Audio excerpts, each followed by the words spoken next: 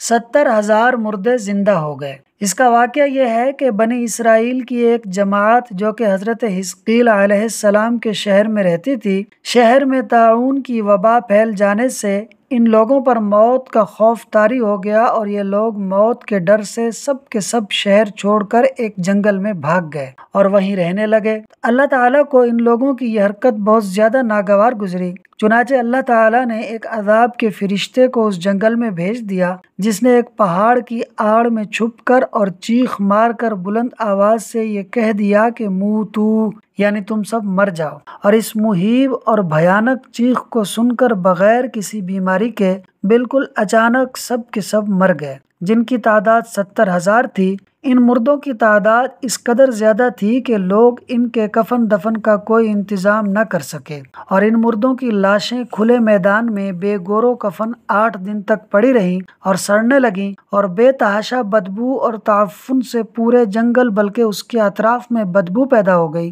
کچھ لوگوں نے ان کی لاشوں پر رحم کھا کر چاروں طرف سے دیوار اٹھا دی تاکہ یہ لاشیں درندوں سے محفوظ رہیں۔ کچھ دنوں کے بعد حضرت حزقیل علیہ السلام کا اس جنگل میں ان لاشوں کے پاس سے گزر ہوا تو اپنی قوم کے 70,000 انسانوں کی اس موت ناگہانی اور بے گور و کفن لاشوں کی فراوانی دیکھ کر رنج و غم سے ان کا دل بھر آیا۔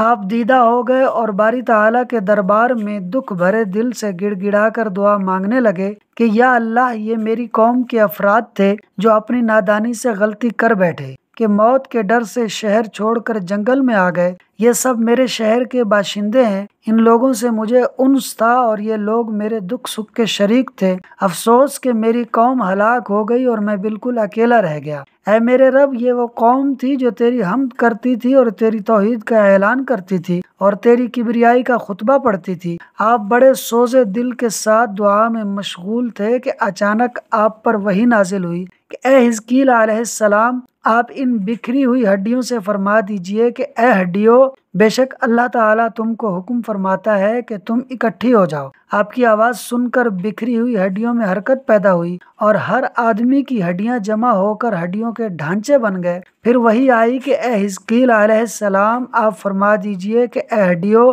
تم کو اللہ حکم دیتا ہے کہ تم گوشت پہن لو۔ یہ کلام سنتے ہی فوراً ہڈیوں کے ڈھانچوں پر گوشت بہت چڑھ گیا۔ پھر تیسری بار وہی نازل ہوئی، اے حزقیل، اب یہ کہہ دو کہ اے مردو، خدا کے حکم سے تم سب اٹھ کر کھڑے ہو جاؤ۔ چنانچہ آپ کی زبان سے یہ جملہ نکلتے ہی 70,000 لاشیں دم زدن میں ناگہاں یہ پڑھتے ہوئے کھڑی ہو گئیں کہ سبحانک اللہم و بحمدک لا الہ الا انت۔ پھر یہ سب لوگ جنگل سے روانہ ہو کر اپنے شہر میں آ کر دوبارہ آباد ہو گئے اور اپنی عمروں کے مطابق زندہ رہے۔ لیکن ان لوگوں پر اس موت کا یہ اثر ضرور باقی رہ گیا تھا کہ ان کی اولاد کے جسموں سے سڑی ہوئی لاش کی بدبو برابر آتی رہی، اور یہ لوگ جو کپڑا بھی پہنتے تھے وہ کفن کی صورت میں ہو جاتا تھا، اور قبر میں جس طرح کفن میلا ہو جاتا تھا ایسا ہی میلا پن ان کے کپڑوں پر نمودار ہو جاتا تھا۔ چنانچہ یہ اثرات آج تک ان یہودیوں میں پائے جاتے ہیں جو ان لوگوں کی نسل سے باقی رہ گئے ہیں۔ اس عجیب و غریب واقعے کو اللہ تعالیٰ نے قرآن مجید میں سورہ بقرہ میں اس طرح بیان فرمایا کہ أَلَمْ تَرَ إِلَى الَّذِينَ خَرَجُوا مِن دِيَارِهِمْ وَهُمْ أُلُوفٌ حَذَرَ الْمَوْتِ فَقَالَ لَهُمُ اللَّهُ مُوتُوا ثُمَّ أَحْيَاهُمْ إِنَّ اللَّهَ لَذُو فَضْلٍ عَلَى النَّاسِ وَلَكِنَّ أَكْثَرَ النَّاسِ لَا يَشْكُرُونَ۔